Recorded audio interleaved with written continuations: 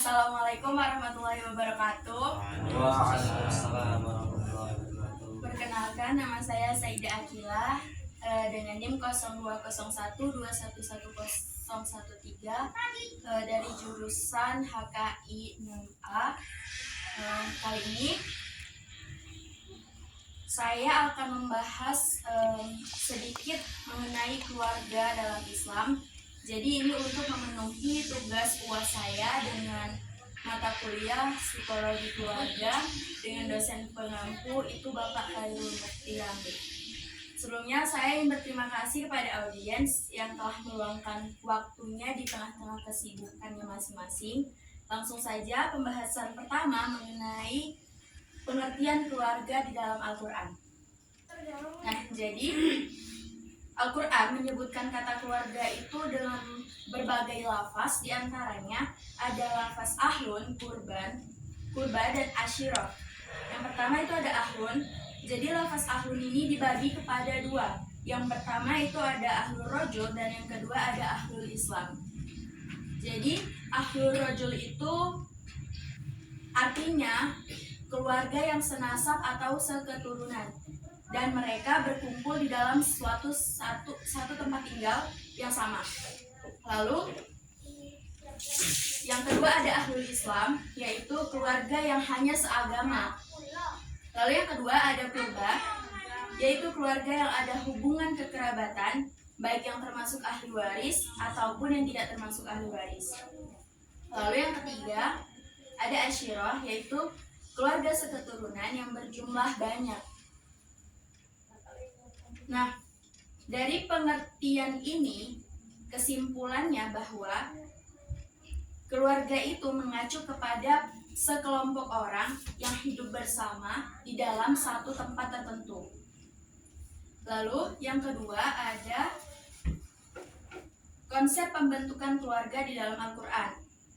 Nah, proses pembentukan keluarga itu secara khusus pembinaan rumah tangga yang membentuk dan bertujuan untuk menjadi keluarga yang sakinah mawaddah warahmah. Paradigma berkeluarga seorang muslim ini berasal dari motivasi bahwa berkeluarga adalah untuk beribadah kepada Allah, menjaga kesucian diri, serta merealisasikan amal, bahwa keluarga adalah bagian dari sebuah pengimplementasian pesan-pesan Allah dalam Al-Quran dan petunjuk Rasulullah. Nah, hal ini bisa kita lihat dari surah Ar-Rum ayat 21, yang artinya di antara tanda-tanda kekuasaannya adalah Dia menciptakan untukmu istri-istri dari jenismu sendiri, agar kamu cenderung dan merasa tentram kepadanya, dan dijadikannya di antaramu rasa kasih dan sayang. Sesungguhnya pada yang demikian itu benar-benar terdapat tanda bagi kaum yang berfikir. Nah, keluarga dalam arti kehidupan rumah tangga ini diawali dari ikatan pernikahan yang biasa kita sebut sebagai mitsaqun ghalizah, yang artinya itu ikatan yang kokoh. Nah, jadi sedikit tafsir mengenai surah Ar-Rum ayat 21 tadi. Ayat tadi itu menjelaskan tentang terwujudnya keluarga yang sakinah, yang menciptakan suasana tenang, aman, damai, dan tentram sebagai hasil dari berkembangnya mawaddah warahmah yang tercermin dari rasa saling mencintai, membutuhkan, serta melindungi dan menghormati antar anggota keluarga.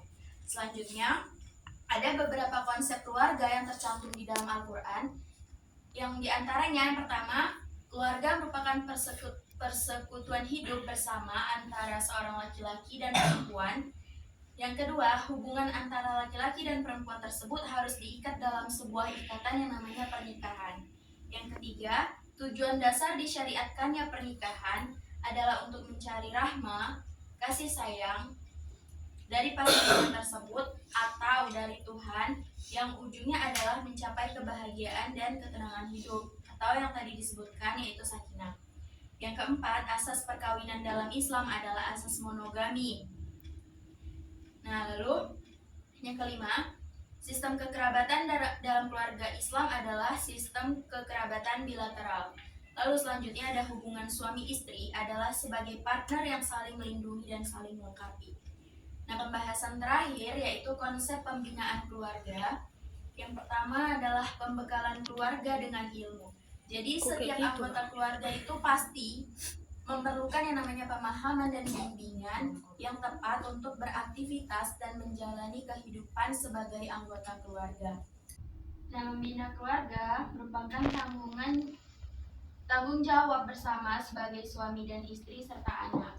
Dalam permasalahan pertama, hal yang pertama dilakukan itu adalah pembinaan kepada seorang istri dengan cara menjaga kehormatan atau harga dirinya, serta sebaiknya bila seorang istri dipandang menyenangkan oleh suaminya, semua dilakukan secara ikhlas serta saling menghormati dan menghargai.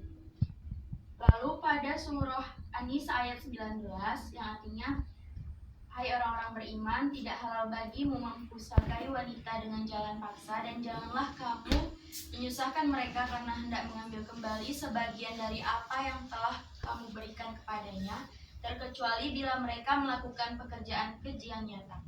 Dan bergaullah dengan mereka secara patut. Kemudian, bila kamu tidak menyukai mereka, maka bersabarlah, karena mungkin kamu tidak menyukai sesuatu padahal Allah menjadikan kepadanya kebaikan yang banyak.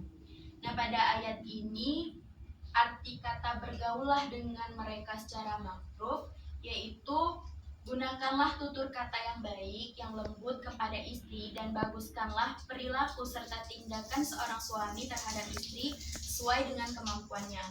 Karena jika kamu ingin semua itu dilakukan oleh istrimu, maka istrimu pun ingin diperlakukan sama seperti yang kamu mau.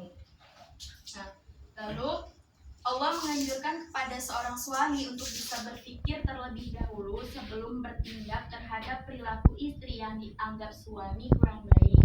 Bisa jadi hal yang dilakukan istri ini memuat unsur-unsur kebaikan yang mungkin tidak terpikir oleh sang suami. Nah, karena setiap manusia ini sangat senang, sangat suka bila dirinya dihargai dan dihormati. Itulah karenanya banyak sekali keutuhan rumah tangga yang memudar dikarenakan tidak adanya penghargaan atau penghormatan terhadap pasangannya. Menjaga rahasia dan tidak menyebarkan aib dan kekurangan pasangannya masing-masing pun menjadi poin dalam hal ini. Seperti yang tercantum dalam arti surah Al-Baqarah ayat 187, mereka adalah pakaian bagimu dan kamu pun adalah pakaian bagi mereka. Nah, Ibnu Abbas dan ulama lainnya pernah berkata, mereka dapat membuatmu tentram dan kamu pun dapat membuat mereka tentram. Secara singkat dapat dikatakan bahwa laki-laki dan perempuan ini dapat saling menggauli, menyentuh dan mencampuri. Lalu perumpamaan pakaian dalam Al-Baqarah ayat 187 tadi tidak hanya mengisyaratkan bahwa suami istri ini saling membutuhkan sebagaimana kebutuhan manusia akan pakaian, tetapi juga berarti bahwa suami dan istri ini menurut kodratnya memiliki kekurangan sehingga harus berfungsi untuk saling menutupi kekurangan pasangannya seperti layaknya pakaian yang menutupi aurat bagi yang memakainya. Nah, lebih lanjut lagi, orang tua mempunyai kewajiban atau memiliki tugas yang sangat penting untuk mendidik anaknya. Karena sang anak ini adalah generasi penerus bagi seseorang yang telah meninggal ataupun bisa dikatakan di sini orang tuanya. Lalu lanjut kepada pembekalan menuju kesejahteraan. Jadi di dalam keluarga itu harus memenuhi kriteria yang dibina di lingkungan keluarga, diantaranya pembinaan penghayatan dalam agama Islam, pembinaan saling menghormati tadi, pembinaan kemauan untuk berusaha, pembinaan sikap hidup efisien, serta pembinaan sikap suka mawas diri. Nah, hubungan di dalam keluarga yang harmonis serasi merupakan unsur yang mutlak agar terciptanya kebahagiaan di dalam hidup.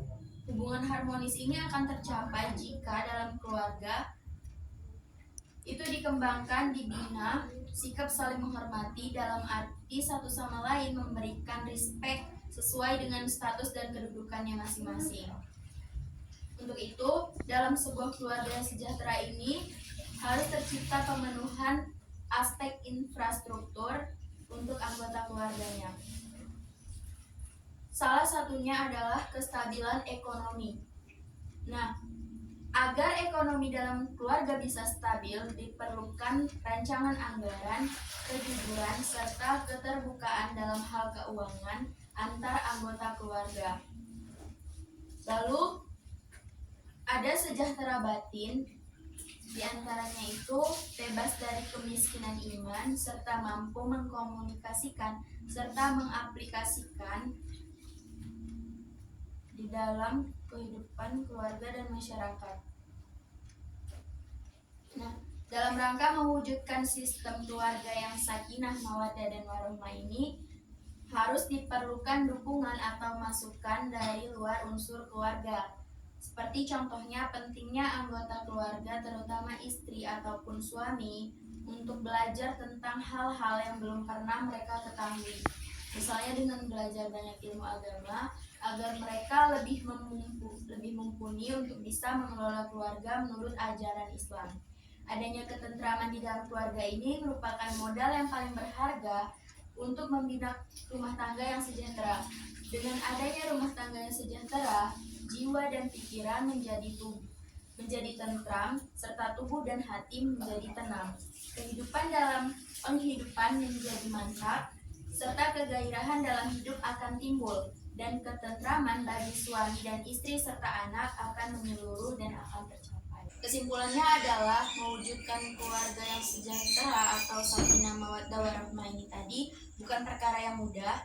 Jadi diperlukan dukungan dari semua anggota keluarganya, terutama seorang suami dan istri yang sama-sama mampu saling menyenangkan satu sama lain dan siap menaati segala peraturan yang ada berdasarkan ajaran dan syariat agama Islam. Mungkin itu saja yang bisa saya sampaikan. Lebih dan kurangnya saya mohon maaf. Kepada Allah saya mohon ampun. Wassalamualaikum warahmatullahi wabarakatuh.